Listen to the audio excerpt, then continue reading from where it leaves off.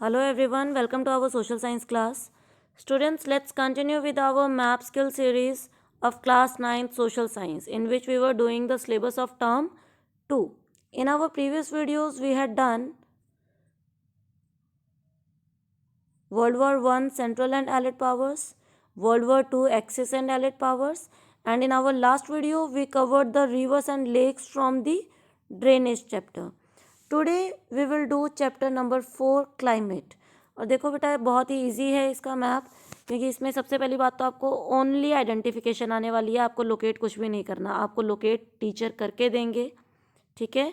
आपको मैप में लोकेट किया हुआ आएगा, आपको सिर्फ बताना है कि वो क्या है। तो क्या बताना है, you have to identify whether it is the area of less than 20 centimetre और ओवर 400 सेंटीमीटर, यानी highest and lowest rainfall areas आपने बताने हैं। तो आपको पता होना चाहिए सबसे ज़्यादा बारिश कहाँ होती है और सबसे कम बारिश कहाँ होती है। तो it is very easy. Let's begin with our today's map work. This is the blank map, will fill it. अब हमें करना क्या है, एरियाज ऑफ हाईएस्ट रेनफॉल करने हैं। तो सबसे ज़्यादा बारिश होती कहाँ है हमें ये देखना है। 2 एरियाज हैं हमारे, वेस्टर्न घाट एंड मेघालय। तो सबसे पहले हम इसी को फिल करेंगे। अब आपको इनके एरियाज़ पता होने चाहिए कि मेघालय कहाँ है और हमारे वेस्टर्न घाट कहाँ हैं। तो वेस्टर्न घाट की बात करें तो ऑफकोर्स वेस्टर्न साइड में होंगे। डायरेक्शन ले लो, नॉर्थ, ईस्ट, साउथ, वेस्ट। तो भारत के इस हिस्से में तो आप देखेंगे this is the western Ghat. Okay, here is the location of western Ghat. तो जब मॉनसून विंड्स भारत में एंटर होती है तो सबसे पहले इन्हीं से टकराकर यहाँ पर सबसे ज़्यादा बारिश करती है। तो अब हमें अगर एरिया अपना लोकेट करना है तो हम कैसे करेंगे। सपोज़ आपको ये वाला एरिया शेडेड आ गया, इस तरीके से आपको शेड किया हुआ मिलेगा। तो आपको सिर्फ यहाँ पर लिखना है कि areas of highest rainfall, plus आपको नेम लिखना है ये जगह कौन सी है। सिर्फ इतना नहीं लिखना है एरियाज़ ऑफ हाईएस्ट रेनफॉल, आपको प्लेस का नेम, अब ये प्लेस कौन सी है, वेस्टर्न घाट्स। आपको वहाँ पर राइट करना पड़ेगा प्लेस का नेम। ओके, सेकंड है हमारा मेघालय। तो आप देखेंगे ये आपका बांग्लादेश है। बांग्लादेश के ऊपर ये देखो मेघ की तरह बना हुआ है, क्लाउड की तरह ये जो शेप है स्टेट की, दिस इज़ आवर मेघालय। तो अगर आपको ये डार्क मिलता है तो यहाँ पर आप प्लेस का नेम लिखेंगे और नेम क्या है, मेघालय।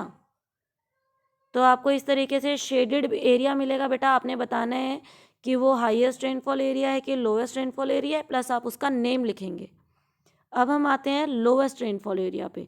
लोवेस्ट रेनफॉल एरिया है हमारे 2, वेस्टर्न राजस्थान एंड लद्दाख। तो western Rajasthan, this is the state of Rajasthan, और इसका वेस्टर्न हिस्सा इस तरफ ही आएगा। ओके, तो बेसिकली अगर हम लोग राजस्थान में बात करें ना बेटा, तो जो थार डेजर्ट है that is the main place which receives the lowest rainfall. तो इस एरिया को अगर हम शेड कर देते हैं, आपको इस तरीके से शेडेड मिलेगा। If this part is shaded it means this is the area of lowest rainfall, this is the western Rajasthan, और you can say Thar desert. Okay, और दूसरा है लद्दाख। लद्दाख हम बोलेंगे द अपर मोस्ट और the northern most part of India. ये दिख रहा है आपको, ये वाला पोर्शन इंडिया का, दिस इज लद्दाख। अगर आपको ये एरिया शेडेड मिलता है तो यहाँ पर भी बारिश सबसे कम होती है। अब कारण क्या है इन दोनों जगह पर बारिश होने का। देखो यहाँ से जब, दिस इज लद्दाख, यहाँ से जब हवाएं आती हैं तो सामने कोई पहाड़ी नहीं होती, वो सीधा ऊपर चली जाती हैं और ये एरिया में बारिश नहीं हो पाती, बहुत कम बारिश होती है। और लद्दाख में क्या कारण है बारिश बहुत कम होने का, माउंटेन हिमालयस ना यहीं तक है।